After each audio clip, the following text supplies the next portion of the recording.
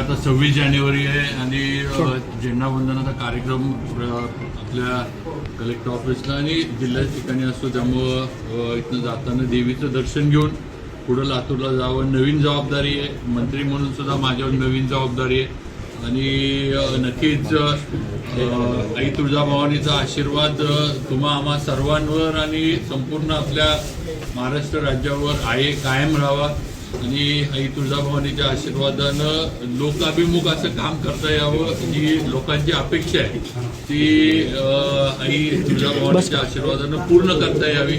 ज्या जबाबदाऱ्या मिळाल्यात आणि सगळंच जे ते आई तुळजाभवानीमुळे जे आपलं सगळ्यांचं, त्यामुळं देवीचा आशीर्वाद त्यासाठी घ्यायला आलो होतो किंवा देवीचा आशीर्वाद घेऊन पुढचं काम माझं जे ते सुरू करावं. महाराज बाबतीत आज नाही तर यापूर्वी सुद्धा मराठा समाजाला आणि मराठा समाजातले जे गरजू लोक आहेत त्यांना आरक्षण मिळालं पाहिजे ही मागणी जी आहे ह्याला संपूर्णपणे पाठिंबा म्हणजे एक राजघराण्यातील व्यक्ती म्हणून म्हणा किंवा एक मराठा समाजातला एक व्यक्ती म्हणून म्हणा माझा आहे.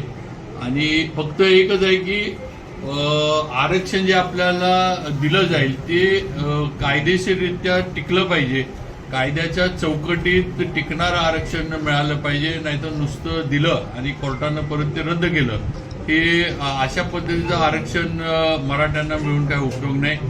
आज मराठा समाज हा महाराष्ट्रातला मोठा समाज आहे, पण आज त्यांची जर परिस्थिती आर्थिक बघितली तर पूर्णपणे ढासळलेली आहे. काही ठराविक लोक चांगली असतील किंवा काय म्हणतात सधन असतील, पण आज बऱ्यापैकी ग्रामीण भागामध्ये खेडोपाडी राहणारा मराठा समाज जो आहे हा अतिशय आर्थिक अडचणीमध्ये सापडला ही वस्तुस्थिती. आणि त्यांच्या पुढच्या पिढीसाठी आता एक पिढी तर गेली, पण पुढची पिढी जी आहे त्यांचं शिक्षण असेल, त्यांचं बाकीच्या नोकरीच्या गोष्टी असेल, यासाठी आरक्षण मिळालं पाहिजे. राज्य सरकार टिकणारं आरक्षण देईल, 100% देईल. यापूर्वी सुद्धा आपल्याला माहित आहे की फडणवीस साहेबांनी दिलं होतं, त्यावेळेला सुद्धा ती दिल्यानंतर सुद्धा हायकोर्टामध्ये त्यांनी टिकवलं, पण ते सरकार बदलल्यानंतर सुप्रीम कोर्टामध्ये परत ते रद्द झालं ही वस्तुस्थिती आहे. हे काही लपून राहिलेलं नाही.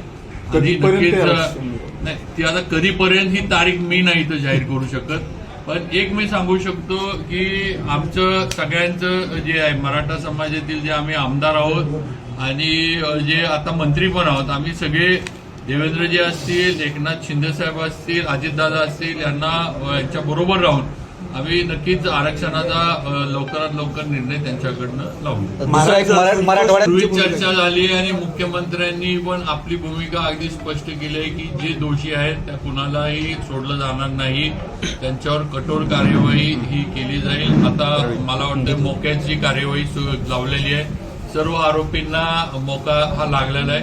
त्यामुळे आता ही न्यायप्रविष्ट बाब आहे, ह्याच्यावर आपण जास्त न्यायप्रविष्ट गोष्टीवर बोलणं किंवा त्याच्यावर काहीतरी वक्तव्य करणं हे योग्य नाही. पण राज्य सरकार आणि मुख्यमंत्री देवेंद्रजी फडणवीस 100% संतोष देशमुख यांच्या कुटुंबाला न्याय मिळवून देतील.